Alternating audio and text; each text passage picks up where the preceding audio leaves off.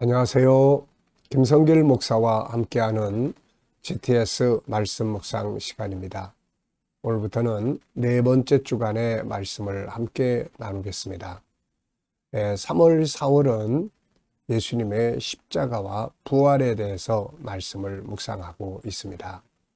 첫 번째 주간에는 제자들과 예수님이 예루살렘으로 올라가시는 길에서 누가 더 큰 자가 될 거냐에 대한 논쟁을 하는 내용을 우리가 묵상을 했습니다.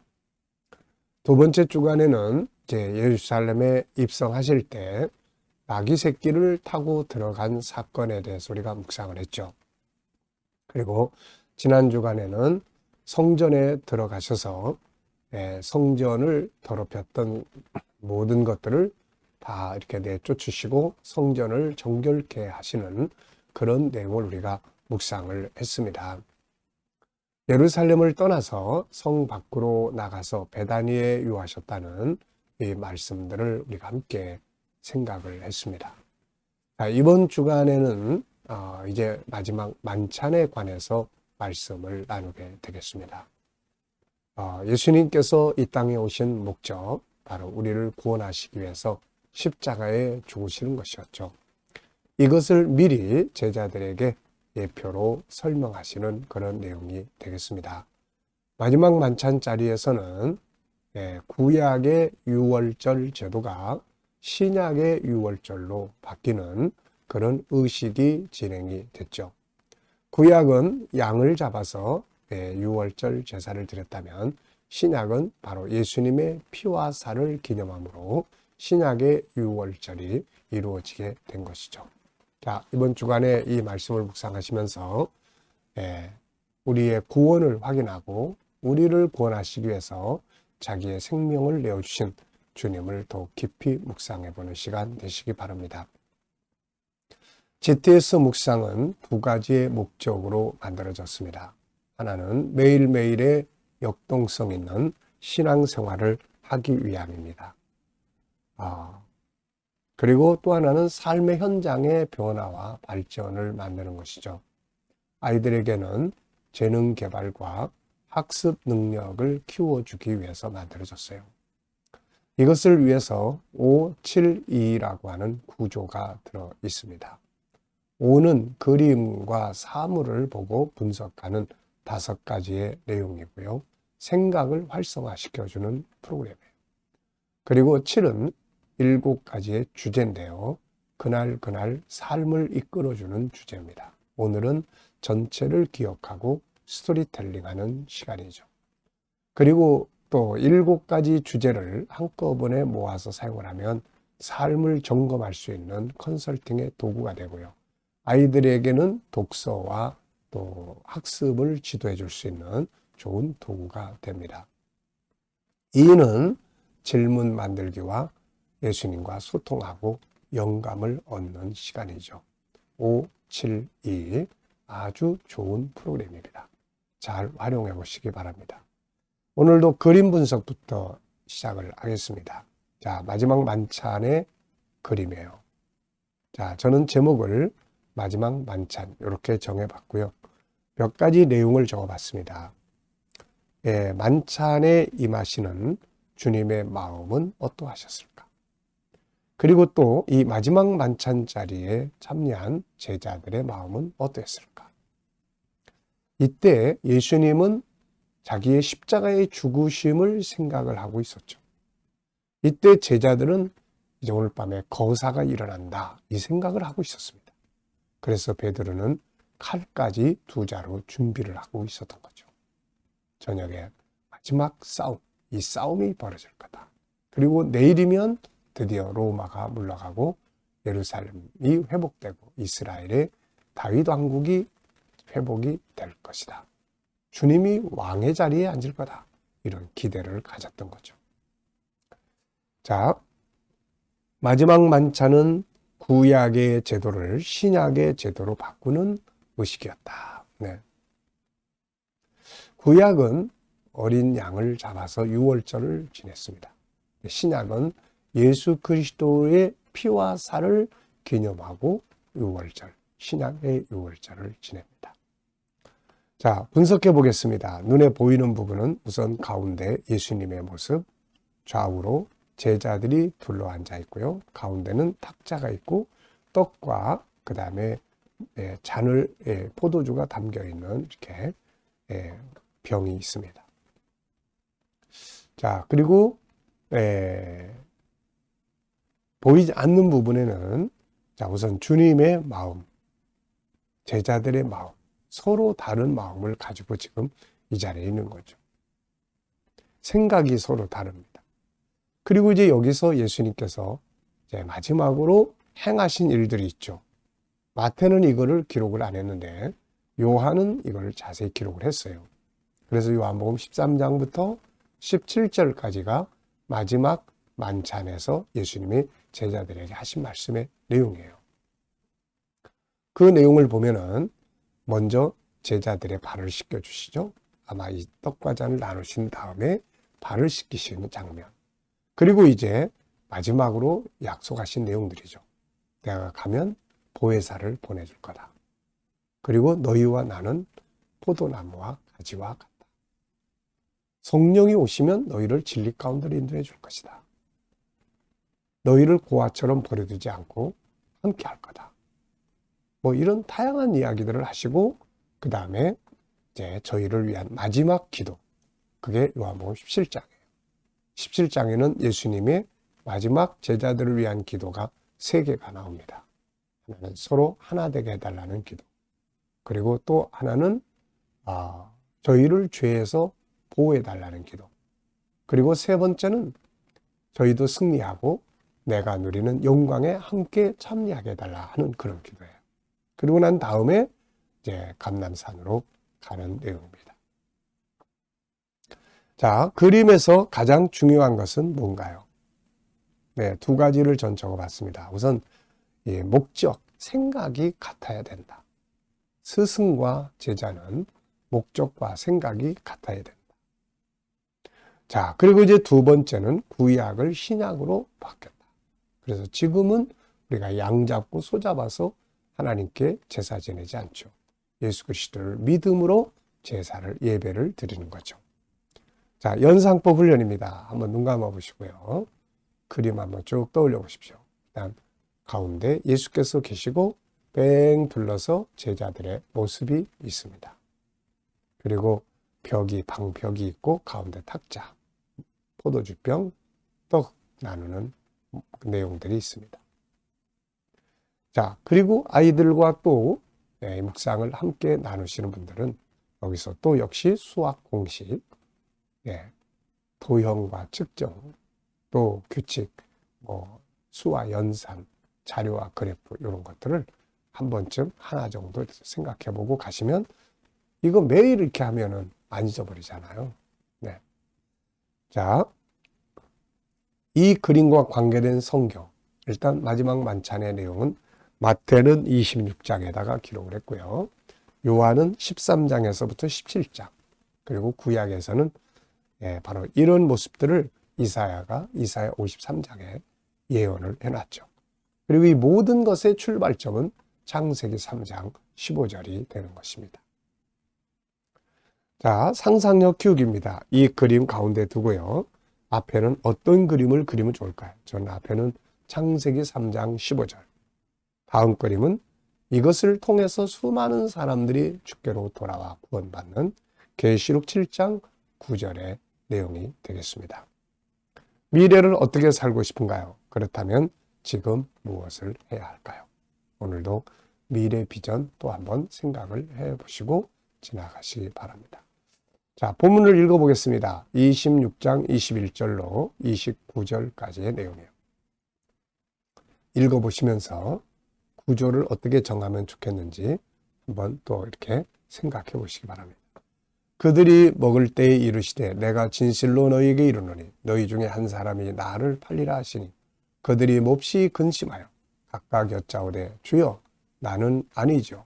대답하여 이르시되 나와 함께 그릇에 손을 넣는 그가 나를 팔리라. 인자는 자기에 대하여 기록된 대로 가거니와 인자를 파는 그 사람에게는 바가 있으리로다. 그 사람은 차라리 태어나지 아니하였더라면 저에게 좋을 뻔하였느니라. 예수를 파는 유다가 대답하여 이르되 라삐여 나는 아니죠. 대답하시되 네가 말하였도다 하시니라. 그들이 먹을 때에 예수께서 떡을 가지사 축복하시고 떼어 제자들에게 주시며 이르시되 받아서 먹으라. 이것은 내 몸이니라 하시고 또 잔을 가지사 감사기도 하시고 그들에게 주시며 이르시되 너희가 다 이것을 마시라. 이것은 죄사함을 얻게 하려고 많은 사람을 위하여 흘리는 바 나의 피 곧 언약의 피니라. 그러나 너희에게 이르노니 내가 포도나무에서 난 것을 이제부터 내 아버지의 나라에서 새 것으로 너희와 함께 마시는 날까지 마시지 아니하리라 하시니라. 아멘. 자, 감사한 거 적어 보겠습니다. 어제 하루를 보내시면서 감사한 것이 뭔지 한번 또 적어 보시고요. 오늘 또 하루를 시작하면서 감사한 것들을 또 쭉 적어 보십시오. 미래를 또 생각하시면서 감사하고 싶은 것들을 쭉 적어 보시기 바랍니다. 오늘 본문에서 느껴지는 것은 무엇인가요? 이렇게 읽어 보시면서 오늘 딱 마음에 다가오는 것들이 있으면 적어 보세요. 저는 4가지를 적어 봤는데요. 첫째는 주님은 지금 본인의 십자가에 달려 돌아가시게 되는 이 모든 상황을 알고 지금 하나하나 단계를 밟아가고 있습니다.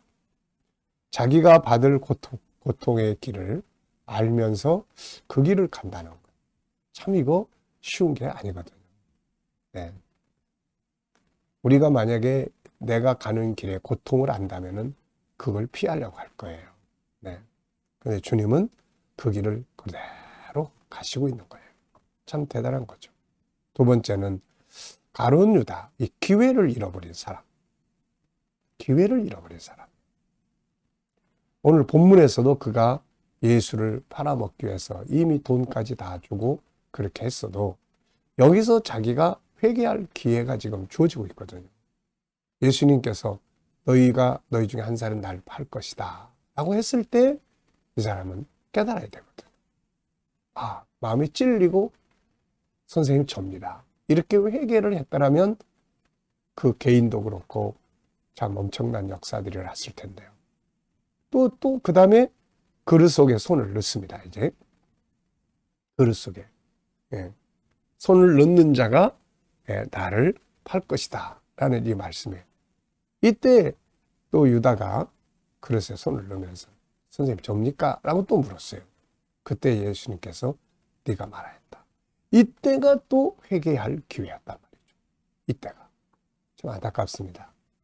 나중에도 물론 회개할 기회가 있었지만 그는 회개 대신에 자기 스스로를 인생을 버리고 만 겁니다. 참 안타까운 거죠. 그리고 세 번째는 구약을 신약으로 이렇게 바꾸는 이런 제도. 네, 그래서 우리가 잘못을 범할 수 있지만 깨닫고 돌아서는 것. 정말로 귀한 거죠. 자, 그리고 이제 세 번째는 구약을 신약의 의식으로 바꾸는 거. 어린 양을 예수님의 피와 살로 바꾸는 겁니다. 그리고 이제 마지막 약속, 희망의 약속이 여기에 나타나요. 아버지 집에서 새 것으로 마시자 하는 이 약속이죠. 자, 시작 부분과 끝 부분 기억하기. 오늘의 주제가 오늘 이 본문의 내용을 전체를 오늘 기억하는, 암기하는 훈련을 하는 날이에요. 그래서 이 방법들을 써놓은 겁니다. 암기의 방법들. 이거를 우리 아이들이 활용을 하면 암기하는데 아주 효과적이에요. 자, 시작과 끝을 기억하면 가운데 것도 기억하기 좋죠. 여기서 시작 부분은 식사 중에 예수님께서 엄청난 선언을 하신 거죠. 너희 중 한 사람이 나를 팔 거다. 이 말씀. 자, 그 다음에 이제 끝부분은 아버지의 나라에서 우리 새 것으로 마시자. 이 내용이에요. 그리고 이제 두 번째가 구조 정하는 건데요. 구조를 정하면 훨씬 더 내용이 정리가 됩니다. 그래서 이 구조를 저는 3, 2, 3, 1 이렇게 적어봤어요. 앞에 3은 식사 중에 날 팔 거다. 제자들이 접니까? 아니다. 그릇에다가 손을 넣는 자가 나를 팔 거다. 이런 내용. 그 다음에 이는 저는 차라리 나지 아니한 것만 못하다. 예, 나지 아니한 것만 못하다. 예, 나는 기록된 대로 가지만 저에게는 화가 있다. 차라리 나지 아니한 것만 못하다. 그때 이제 가룟 유다가 저는 아니죠. 했을 때 네가 말했다. 이제 3, 2. 그 다음에 이제 3은 만찬 나누는 거예요. 떡을 나눠주시면서 축복기도 하시고, 네, 몸이다. 잔을 나눠주시면서 또 감사기도 하시고, 이것은 너희를 위해서 주는 내 피다. 네, 그래서 이렇게 3, 2, 3. 네, 그 다음에 이제 1은 마지막 약속, 아버지의 나라에서 새 것으로 마시자. 그럼 벌써 내용 정리가 다 됐습니다. 그리고 이제 스토리텔링 하는 거죠. 스토리텔링. 전체 내용에 대해서 이야기를 한번 해보는 거죠. 자, 전 이렇게 이야기를 쭉 풀어봤습니다. 마지막 저녁 식사를 나누실 때 예수님이 말씀하셨습니다. 너희 중 한 사람이 나를 팔 것이다. 제자들은 깜짝 놀라서 서로 물었죠. 저는 아니죠. 내님, 저입니까? 예수께서 이때 말씀하셨죠. 나와 함께 그릇에 손을 넣는 자가 나를 팔 것이다. 나는 기록된 대로 가지만 나를 판 자에게는 화가 있다. 저는 차라리 나지 않은 것만 못할 것이다. 이때 이제 가룟 유다가 묻습니다. 선생님, 저는 아니죠. 그때 주님 말씀하시기를 네가 말하여. 그리고 이제 주님은 떡을 가지사 축사하시고 떼어 주시면서 이것은 받아 먹으라. 이것은 너희를 위해 주는 내 몸이니라. 내 살이니라 하시고 또 잔을 가지사 감사기도 하시고 받아 마시라. 이것은 너희의 죄를 사하기 위한 나의 피, 곧 언약의 피니라. 이렇게 말씀하셨습니다. 그리고 새 약속을 주셨죠. 아버지의 나라에서 새 것으로 마시는 날까지 포도나무에서 난 것을 다시는 마시지 아니하리라. 자, 이렇게 하면은 오늘 이 내용을 벌써 다 외워버린 겁니다. 3, 2, 3, 1. 이렇게 구조를 정하면 외우기가 좋아요. 아이들도 이 훈련 많이 시켜주면은 암기하기가 아주 좋죠. 제목 정해보겠습니다. 저는 마지막 만찬, 회개할 기회를 잃어버린 가룟 유다. 마지막 새 약속, 구약을 신약으로 이렇게 제목들을 정해봤습니다. 자, 질문 만들어 보겠습니다. 질문이 없으면 답을 찾지 못하고 변화도 발전도 만들어지지 않습니다. 그래서 질문을 해야만 변화를 찾아내고 발전할 수가 있어요. 질문의 차이가 인생의 차이를 만든다는 거 잊지 마시기 바랍니다. 자, 저는 유다는 왜 회개하지 못했을까? 왜 회개하지 못했을까? 베드로는 철저하게 회개하고 주님 만나면서 다시 쓰임을 받았는데 가룟 유다는 안타깝게도 나중에 돈도 도로 돌려줬어요. 그러니까 이 양심의 가책과 회개는 서로 다른 것 같아요.